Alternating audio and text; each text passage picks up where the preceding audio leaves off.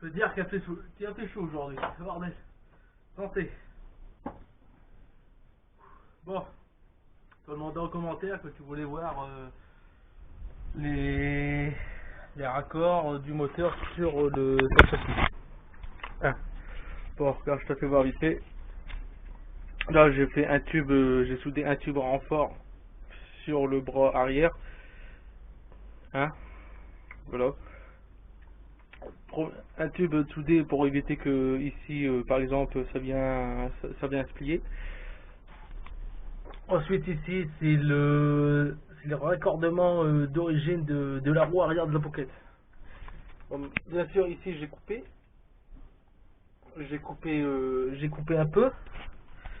Je suis venu souder ici une rondelle. Voilà. Je suis venu souder une rondelle parce que comme ici normalement tu dois avoir un tendeur comme une mobilette 103, tu as un tendeur, donc ici je suis venu souder une rondelle justement pour éviter que quand je vais accélérer que le moteur il se barre en arrière. Ensuite j'ai retiré l'amortisseur, je sentais que ça allait casser. J'ai mis un tube, voilà, hop, santé. J'ai mis un tube rond. Ici j'ai coupé, tu vois, pour pouvoir revenir le pincer. Là c'est une tige filetée qui a été coupée. Donc voilà, ça c'est la partie d'origine, hein. Comme tu peux voir la rondelle qui est là. Moi j'ai coupé ici, de l'autre côté pour pas que ça atterrissait dans le carter magnétique. Après pour le moteur il faut le tailler un peu. Moi je l'ai taillé de là à là. Voilà. Hop. Et ça c'est les fixations du moteur, je n'y ai pas touché. Là après j'ai mis un tube, il me semble que c'est l'axe de la roue arrière de la pocket, mais je suis pas sûr. Après je lui ai mis ici une entretoise. Ça par contre ça vient de la pocket. Là c'est ce qui a été entre la couronne et le bras quoi. Il venait se mettre ici. Voilà. Je l'ai remis. Donc tu vois, hein, mes belles soudures, donc tu peux voir. Hop. Donc j'espère que ça répond à tes questions, comment j'ai adapté le moteur. Donc maintenant ça donne ça. Là je suis sûr à 99% que je vais pas me casser la gueule dessus. Hein. Voilà, il me restait à remettre la selle et la boîte à kick. J'ai enfin reçu les rochers. Ah ouais, les vis je les avais pas commandés, j'ai réussi à les mettre. À l'arrière j'ai réussi à les mettre. Là c'est une vis c'est un écrou, ouais, c'est une vis. C'est un écrou de volant magnétique de Peugeot 103, tu vois, qui vient de ce côté-là. Ce côté-là, il y en a un, ça vient d'une Peugeot 103, c'est l'écrou de volant magnétique, et ici aussi. Donc là, je l'ai taillé, voilà. Je viens tout juste de tailler parce qu'il dépassait quand même jusque ici, tu vois. Hop.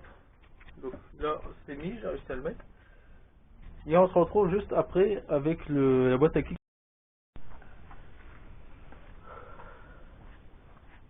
Bon, ça y est, la boîte à kick est enfin remontée. J'ai profité pour changer les galets, j'ai mis des galets de 4.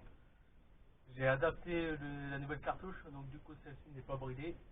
Elle est vide, là je suis en ligne, ligne sans silencieux, il n'y a rien pour le bruit. Voilà. Et on va faire un test. Ah, j'en ai aussi profité pour mettre le frein.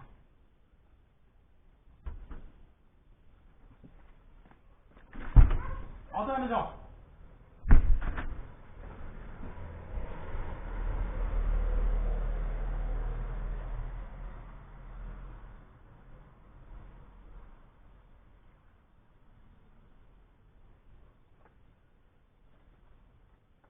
Donc,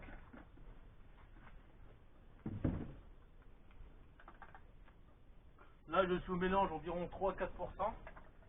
J'ai rajouté de l'huile par-dessus le 2%, donc je suis un peu plus. Je n'ai toujours pas de coupe-circuit, donc c'est sûr et certain que je vais me reprendre une décharge. Mais bon, ça c'est pas grave. Donc, ouais, donc ça fuit toujours. Et ça fuit aussi.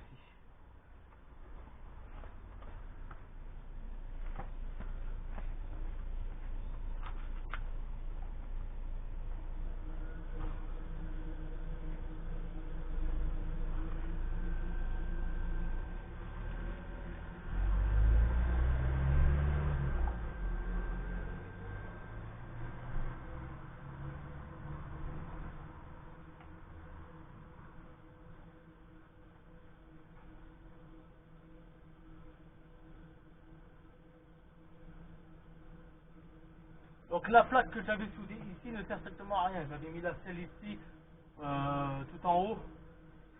Avec mon poids, la plaque elle s'est pliée, donc elle ne sert à rien. À part juste à éviter que la selle s'écrase de trop avec le ressort, donc du coup ça fait comme une butée. Voilà.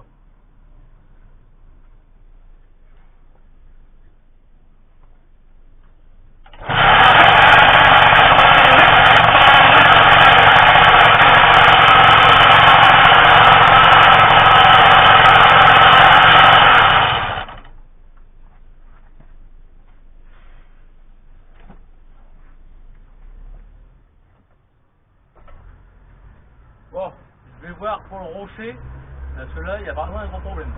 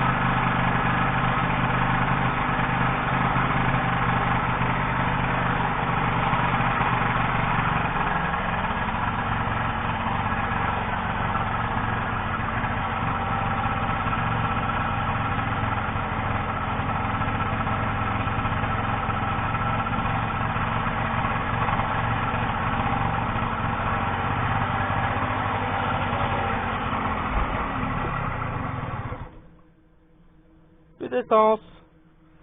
Tant mieux, pour une châtaigne. Bon, deux problèmes, comme tu as pu le voir. De 1, l'embrayage il patine. De 2, mon ressort de poussée est beaucoup trop dur. Faut que je le change. Voilà. Donc retour à la case départ encore une fois. Là on peut dire que c'était le premier test. Donc retour à la case départ pour revoir pour l'embrayage. Allez, à la prochaine.